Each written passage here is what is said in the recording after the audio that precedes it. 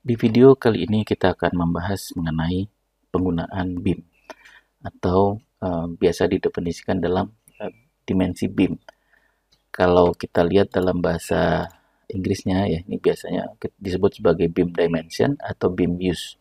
Jadi akan digunakan untuk apa sih model BIM ini nantinya.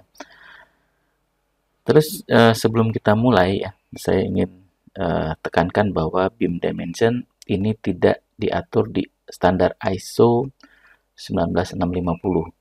Artinya tidak ada standar internasional yang menetapkan dimensi BIM itu di setiap dimensi itu seperti apa. Karena itu mungkin nanti kalau teman-teman melihat referensi ya, mungkin ada yang menyebutkan 7D itu di satu referensi adalah facility management, mungkin di referensi yang lain itu ternyata berbeda ya. Ini karena memang tidak ada standar internasional mengatur hal ini. Apakah berarti BIM dimension bisa diabaikan? Ini tergantung dari requirement proyek karena beberapa organisasi dan juga beberapa pemerintahan setempat itu mendefinisikan BIM dimension untuk di proyeknya. Kalau di Indonesia sendiri ya kita lihat memang di regulasi BIM itu pemerintah kita mewajibkan ada penggunaan dimensi BIM. Jadi kalau di sini ya ini untuk pada teknologi harus menggunakan BIM sampai dimensi kelima, terus nanti yang untuk bangunan padat modal itu harus menggunakan BIM sampai dimensi ke-8. Ini juga mulai ditunjukkan poinnya ya di Peraturan Menteri PUPR nomor 9 tahun 2021. Ini kalau kita ini ada poin-poinnya ya. Jadi kalau 3D saja sampai ke class detection itu poinnya 3. Terus kalau ini sudah termasuk BEP, terus di sini sudah menggunakan CDE, terus 4D sampai 5D itu berarti dia dapat poin 6 dan seterusnya.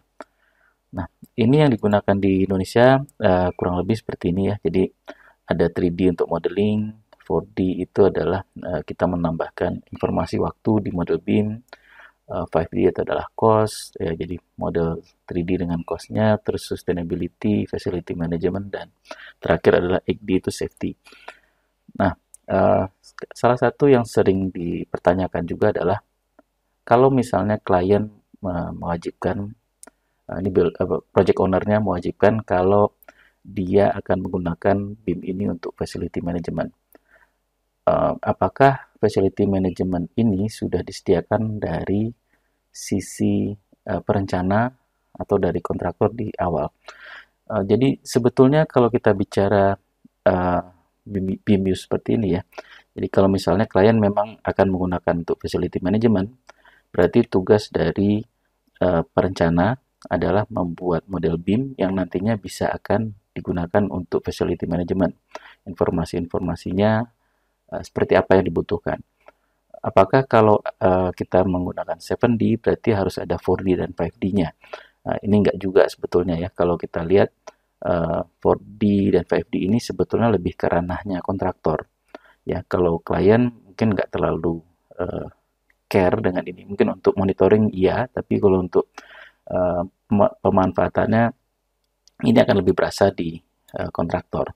Ya, kalau kita lihat untuk 3D model itu akan lebih bermanfaat untuk di perencanaan dan seterusnya. Jadi kalau diwajibkan 6D misalnya, apakah harus ada 4D dan 5D? Itu tergantung kebutuhannya. Jadi kalau perencana mungkin dia perlu 3D modelnya untuk dianalisis, tapi untuk scheduling dan cost dia nggak perlu. Jadi jangan dianggap kalau saya perlu melakukan sampai 7D, berarti harus ada 4D, 5D, dan 6D juga gitu ya. Kalau 3D itu wajib karena BIM itu kan memang basicnya adalah 3D model. Oke, jadi kalau kita simpulkan, BIM dimension ini memang tidak didefinisikan di standar ISO 19650, tapi lebih merupakan kebijakan di beberapa organisasi dan kebijakan pemerintah setempat. Jadi apa yang dimaksud dengan BIM dimension adalah untuk menunjukkan model BIM ini akan digunakan sebagai apa.